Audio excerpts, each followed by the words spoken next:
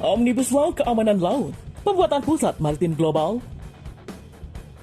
Rancangan undang-undang baru ini menawarkan kesempatan untuk memajukan ambisi maritim yang telah lama dipegang Indonesia.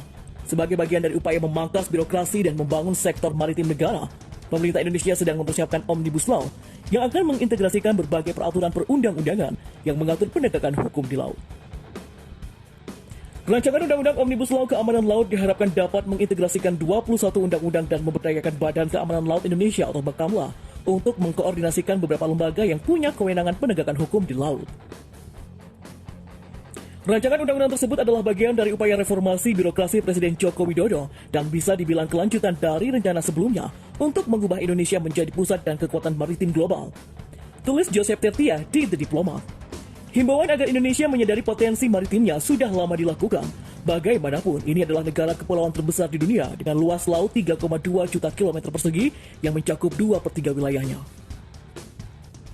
Selain itu, punya sumber daya alam di laut yang melimpah, mulai dari perikanan, yaitu sebesar 6,5 juta ton per tahun, atau 7,2% dari potensi ikan laut global, hingga cadangan migas lepas pantai, termasuk cadangan 3.602,53 juta barel tangki stok.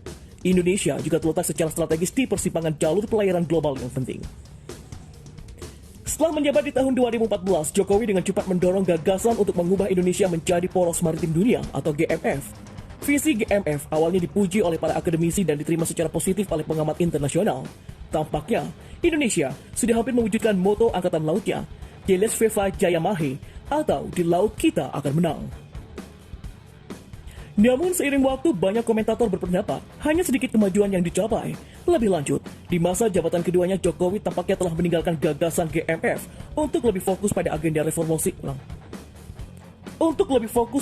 reformasi ekonomi dan pengembangan sumber daya manusianya. Lanjut Joseph Tertia.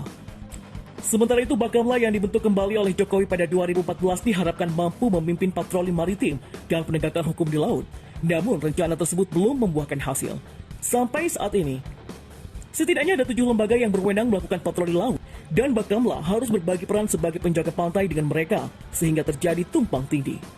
Tata kelola maritim yang tidak terkoordinasi telah menyebabkan penegakan hukum tidak efektif dan lamban.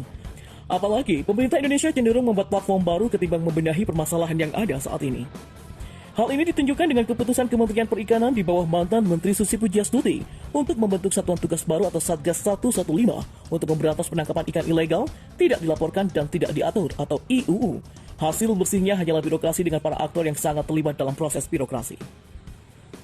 Rancangan Undang-Undang Omnibus Law Keamanan Laut diharapkan bisa menyelesaikan masalah ini. Antara lain, Menteri Koordinator Bidang Politik, Hukum, dan Keamanan Mahfud MD menegaskan kembali keinginan Jokowi untuk menjadikan Bakamla sebagai lembaga terdepan untuk kegiatan penjaga pantai dan patroli laut. Rancangan undang-undang tersebut pada dasarnya mengabadikan Bakamla sebagai badan penjaga pantai utama dan eksekutif Indonesia. Dengan begitu, Bakamla akan mampu mengkoordinasikan berbagai lembaga dan mengelola asetnya di bawah satu payung, terutama kapal patroli, kapal, dan kendaraan lainnya.